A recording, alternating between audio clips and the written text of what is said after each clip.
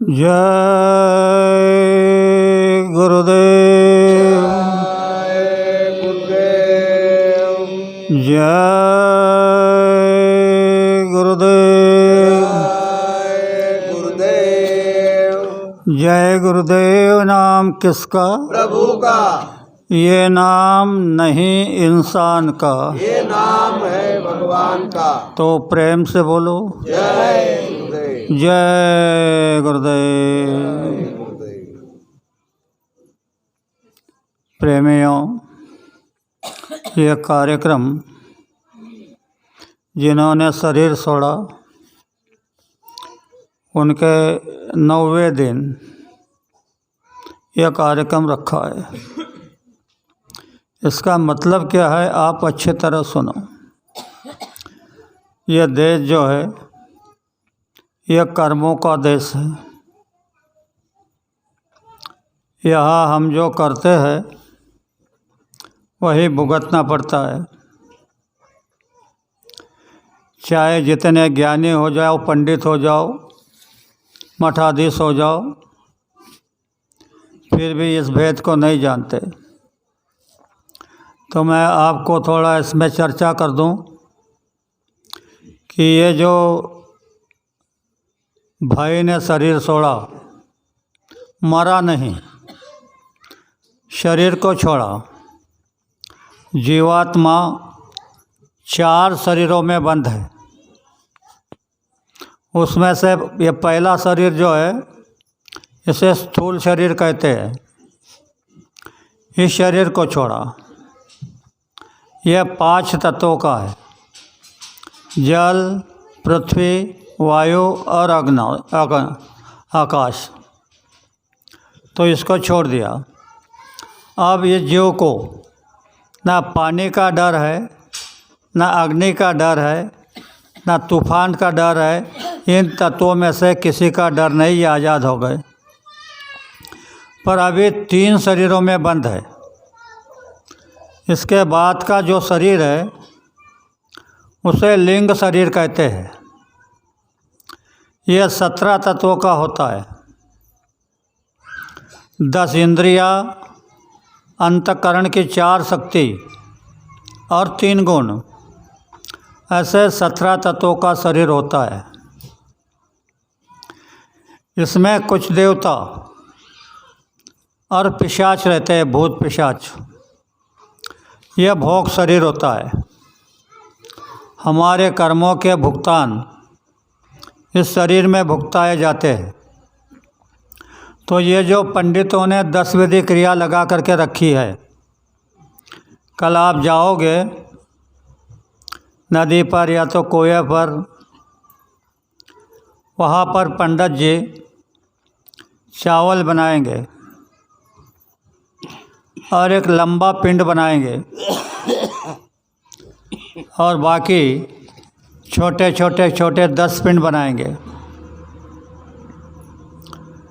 फिर आपको कहेंगे कि ये लंबा पिंड जो है इसके 3 भाग करो, तो 3 भाग कर दिए जाएंगे।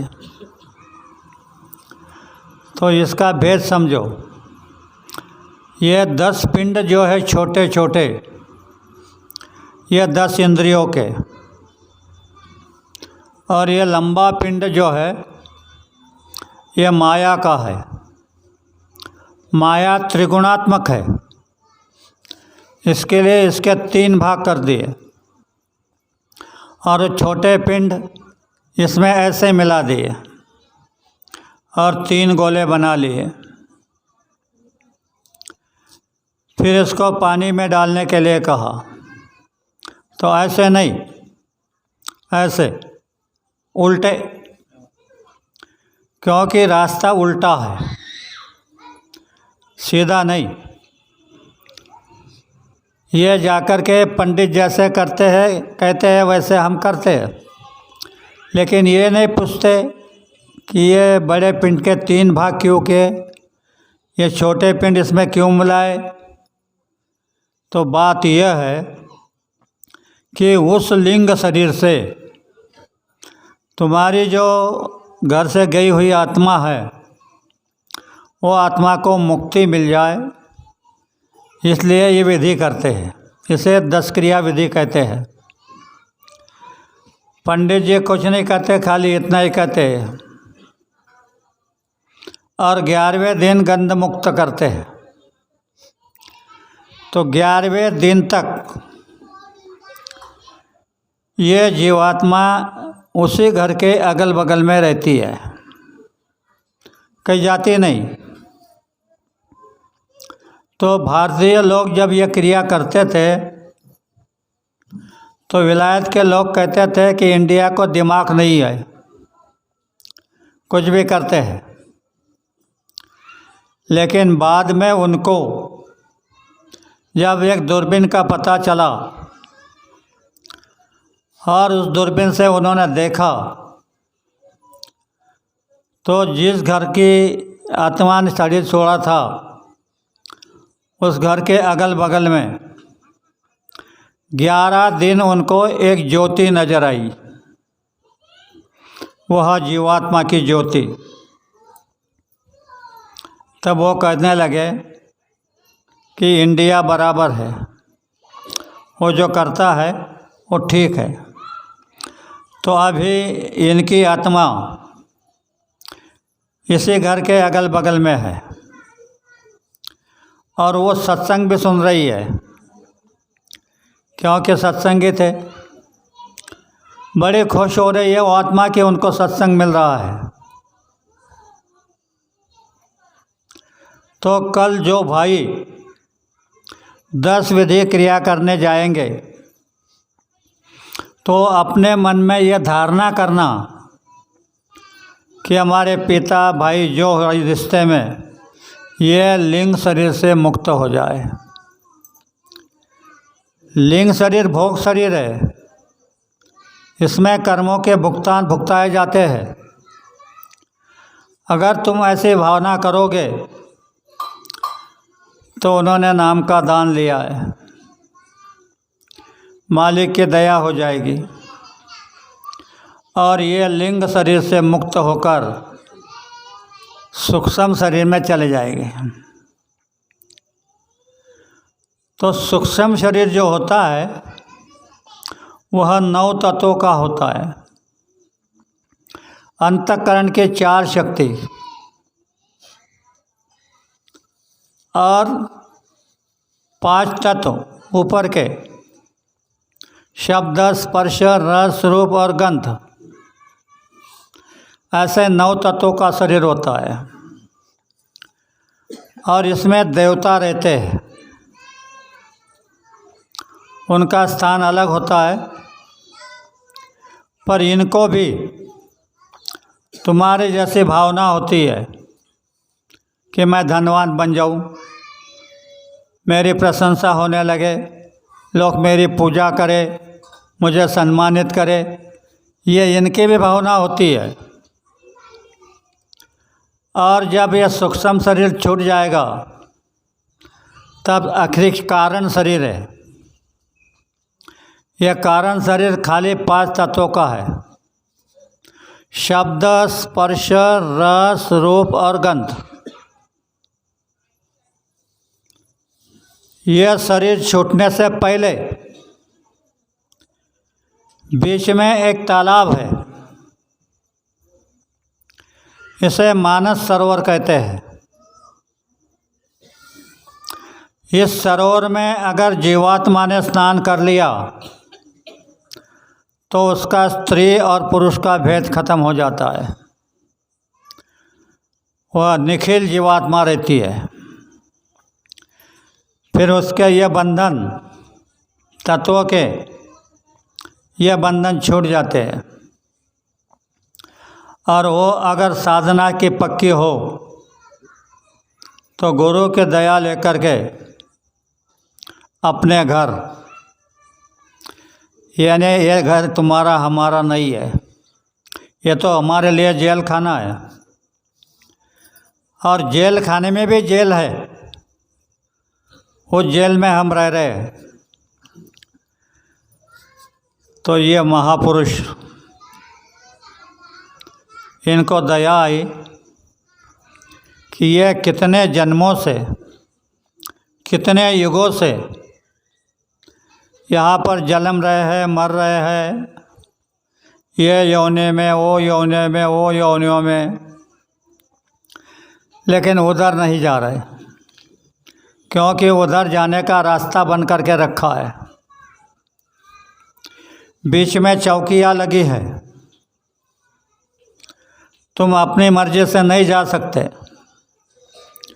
समर्थ सतगुरु का अगर तुम्हें सहारा हो तो तुम उस चौकी को पार करके कुछ मजल काट सकते हो। तो आपको ये मौका बाबा जय गुरुदेव जी महाराज ने दिया है, जिनको नामदान दिया है, और कहा कि ये नाम का तुम जाप करना सवेरे और शाम को, और कहा है सुनना, देखना। तो ये जब करोगे तो तुम्हारे कर्म कट जाएंगे,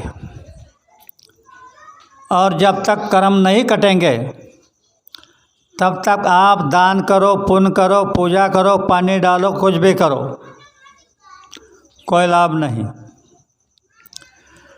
अगर लाभ होता तो हम अभी तक हमारे घर चले गए होते, यहाँ जन्म मरण के चक्कर में नहीं घूमते, कभी कीड़े की योनियों में, कभी बैल की योनियों में, कभी भैंस की योनियों में, कभी चूहे के, बिल्ली के योनियों में, ऐसे योनियों में ना भटकते।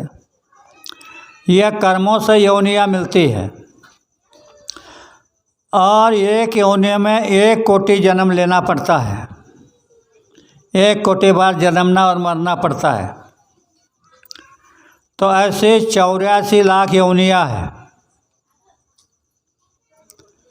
तो हमारे कर्म अगर खराब है तो यह 84 लाख योनियों में जन्म लेना पड़ेगा, और इससे भी खराब कर्म है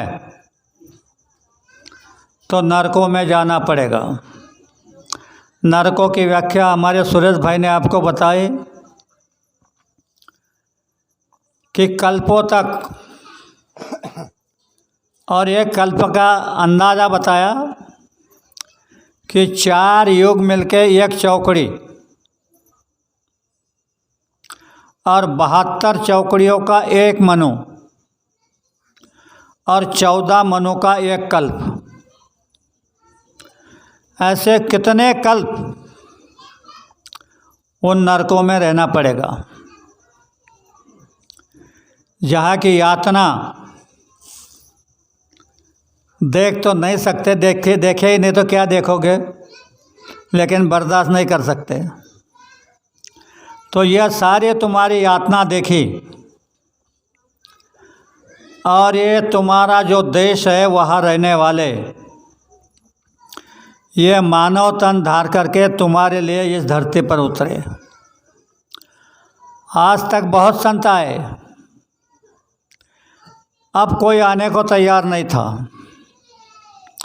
इनके कहने से कहता हूँ कि इन्होंने कहा कि समय समय पर हमने भेजा कबीर, नानक, पलटू को, दादू, दरिया, नाभा को, बहुत समझाया, नहीं माने तो आना पड़ा हमको।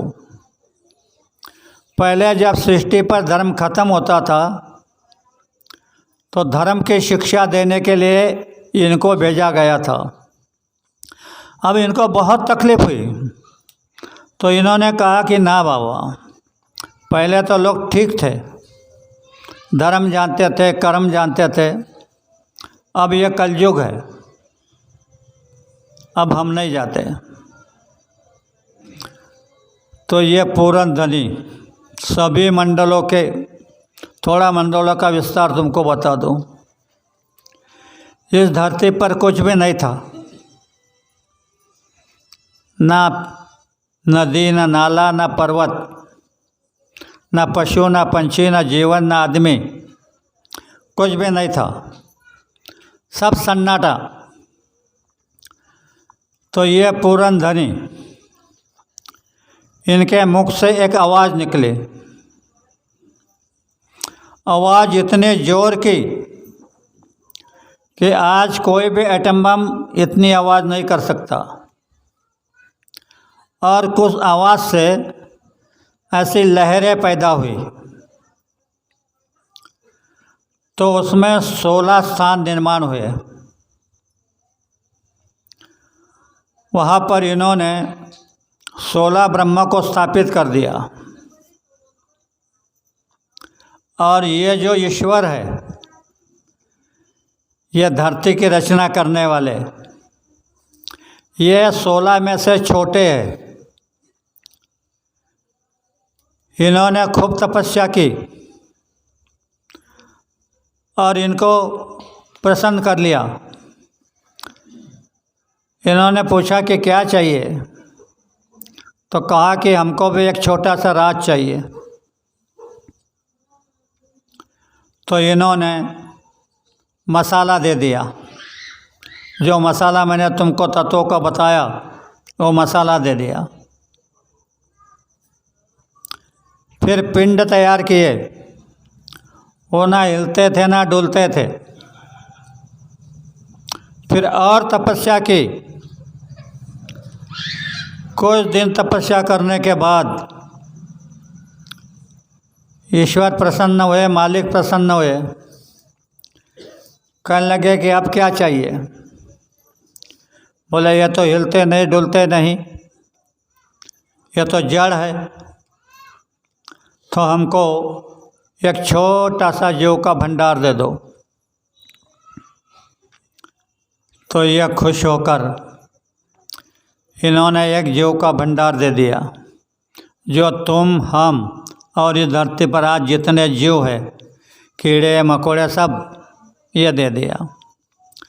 और ईश्वर से वादा कर लिया कि इनको हिफाजत से रखना, इनको तकलीफ़ मत देना। तब ईश्वर ने कहा कि हम इनको हिफाजत से रखेंगे, इनको तकलीफ़ नहीं देंगे। और जब यहाँ का कारोबार शुरू हुआ, तो सारा खेल माया के हाथ में दे दिया। तो सब माया इसको देखने लगी। तो जीव जो थे, तो कहते हैं, आप शास्त्रों में पढ़ते होंगे, लिखा होगा कि सतयुगी सब ज्ञानी विज्ञानी करे हरि भजन तरे भव प्राणी। सतयुग में जीवों को सब ज्ञान था, धर्म का भी ज्ञान था, कर्म का भी ज्ञान था, विज्ञान का भी ज्ञान था, सभी ज्ञान था। तो वो करे हरि भजन, राम भजन कृष्ण भजन नहीं, हरि भजन, करे हरि भजन तरे भव प्राणी। तो चले जाते थे वापस। ईश्वर ने देखा ये ऐसे चले गए तो मेरा खेल बिगड़ जाएगा, मेरी ये धरती खाली हो जाएगी। तो ईश्वर ने चालाकी की, ब्रह्मा को आदेश दिया कि ब्रह्मा तुम मिथुन सृष्टि बनाओ। पहले नीरी सृष्टि थी, यानी देखने से गर्भधारणा होती थी। ब्रह्मा कहने लगे कि मुझे मिथुन सृष्टि का ज्ञान नहीं, तब ब्रह्मा को मानव तन दिया। ध्यान से सुनो, खाली बोलने से समझता नहीं कि देवता भी मानव तन की इच्छा कर रहे, देवता भी मानव तन में आना चाहते हैं, क्यों, ये समझो। ब्रह्मा उस शरीर से उधर जा नहीं सकते थे, जो उनका 9 तत्वों का शरीर है उससे उधर नहीं जा सकते। ये मानव शरीर, इसमें से ऐसा रास्ता जाता है